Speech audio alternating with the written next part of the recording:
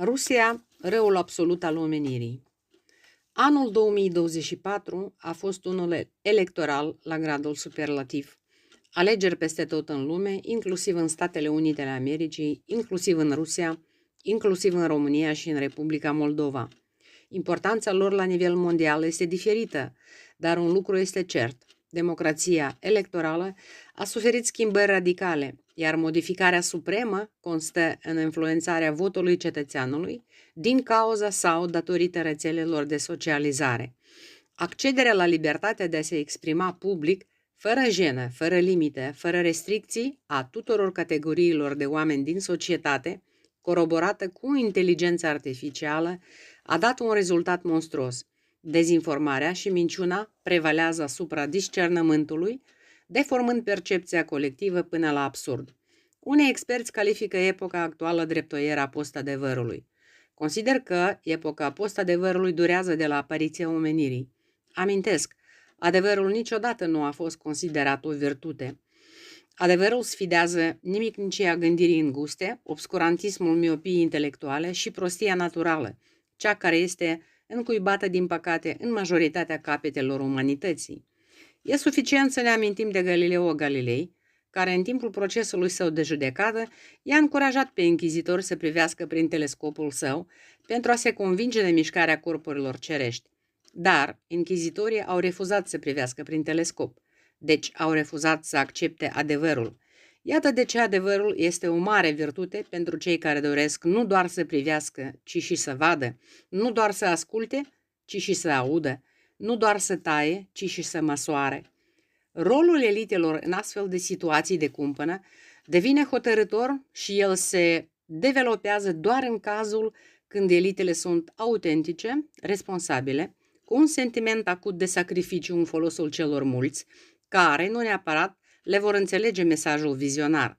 Da, anume mesajul vizionar, ce antrenează acțiuni imediate, ferme, cu efecte negative pentru viața cotidiană, dar extrem de pozitive din perspectiva beneficiului pe termen mediu și lung, beneficiu de care cei mulți nu întotdeauna își dau seama.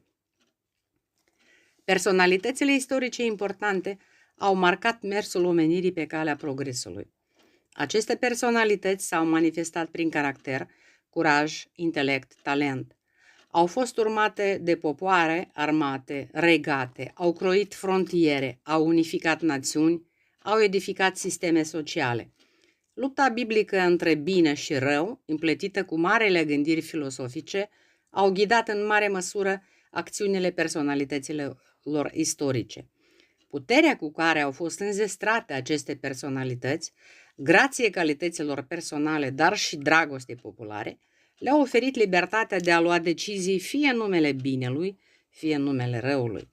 La distanță de sute de ani putem vorbi, făcând abstracție de mai multe detalii, despre personalități istorice luminate, precum Solomon, Socrate, Aristotel, Platon și alții, despre personalități istorice militare, precum Atila, Alexandru cel Mare, Napoleon și alții, despre personalități politice luminate, precum Victor Hugo, Bismarck, Churchill, de Gaulle, sau despre personalități politice malefice, precum Hitler, Stalin și Putin.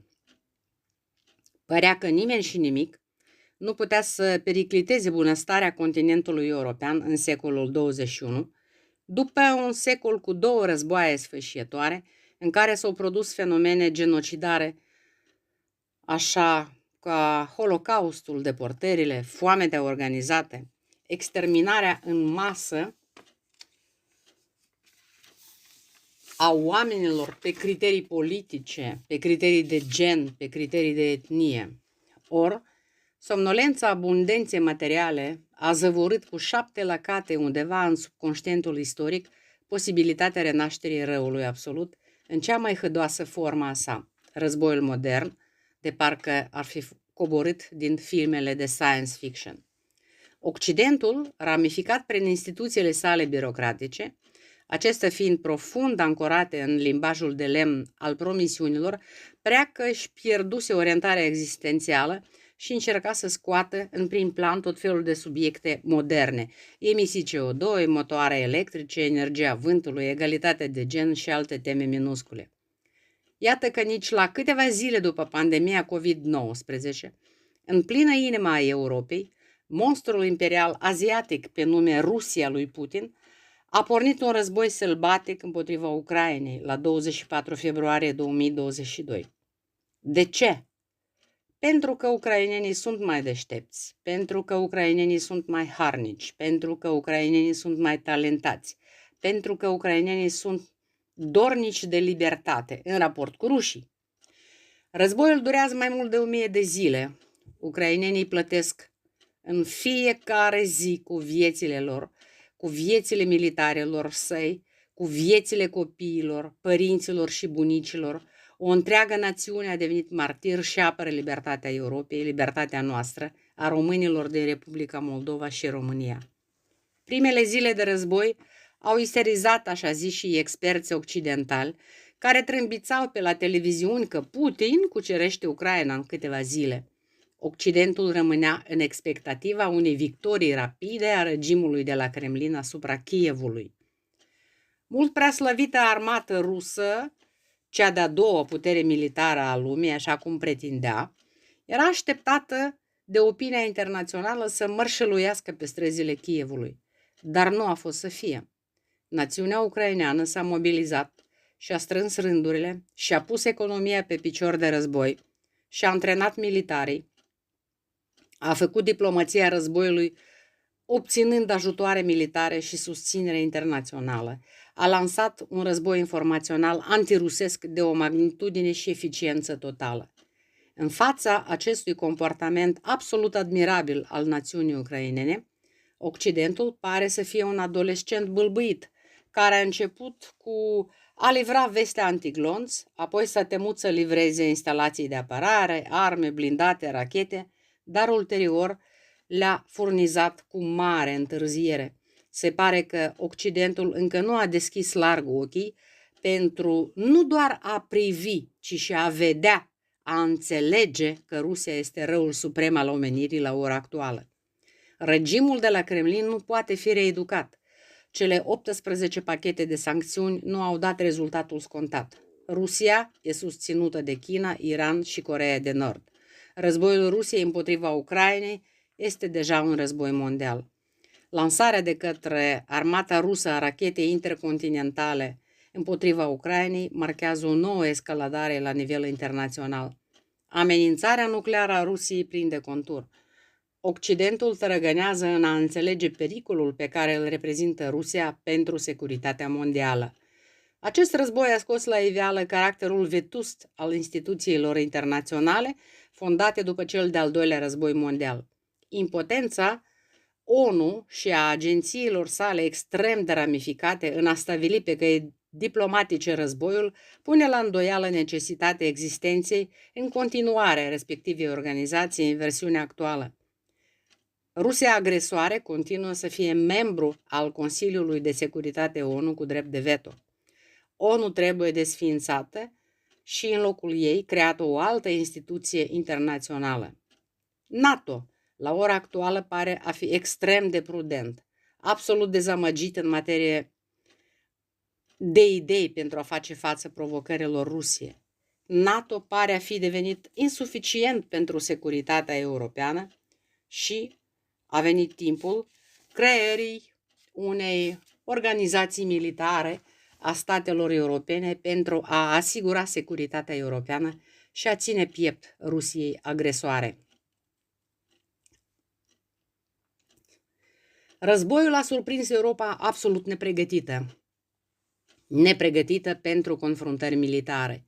Statele europene dezvoltate și-au revăzut în creștere bugetele pentru apărare, astfel, în era inteligenței artificiale, când pare că omenirea ar trebui să cunoască un salt pentru soluționarea problemelor legate de sănătate, educație, calitatea vieții, iată că această inteligență artificială va fi pusă în serviciul perfecționării armelor, adică în a performa să ucizi, să distrugi, să anihilezi. Se pare că omenirea nu rezistă nici măcar un secol fără a suporta războaie, moarte și pârjol. În acest context complicat, Revenind la particularismele regionale, revenind la noi, românii, înghesuiți între lumea slavă și Occident, din punct de vedere al trecutului istoric, înghesuiți între două imperii, e timpul să ne întrebăm, oare ce trebuie să se mai întâmple ca să decidem să ne unim într-o singură țară? Republica Moldova a încercat timp de 33 de ani să-și adjudece apelativul de stat independent. Nu a reușit. Nu poți crea un stat pe un teritoriu rupt din trupul țării România. Statul Republica Moldova a reușit să se transforme într-un teritoriu unde prosperă businessul cu bugetul public pentru liderii puterii, unde Rusia își păstrează intacte ghearele în toate sferele vieții socioeconomice și politice, unde cetățenii de rând au mereu soluția emigrării peste hotare. Ziceam mai sus că elitele autentice trebuie să-și asume deciziile politice care să ducă la beneficiul majorității populației. Astfel, conducerea actuală a Republicii Moldova, Maia Sandu și PAS, trebuie să-și asume decizia unirii Republicii Moldova cu România. Aceasta este unica soluție pentru soarta cetățenilor din teritoriul între Prut și Nistru, chinuit în condițiile escaladării războiului Rusiei împotriva Ucrainei. Unirea teritoriului pe care autoritățile îl controlează administrativ, adică până la Nistru, fără referendum, fără consultări, o unire urgentă cu România, salvatoare în fața unui război care, din păcate, nu se va termina curând, chiar dacă focul va înceta cândva. E un război pentru secole.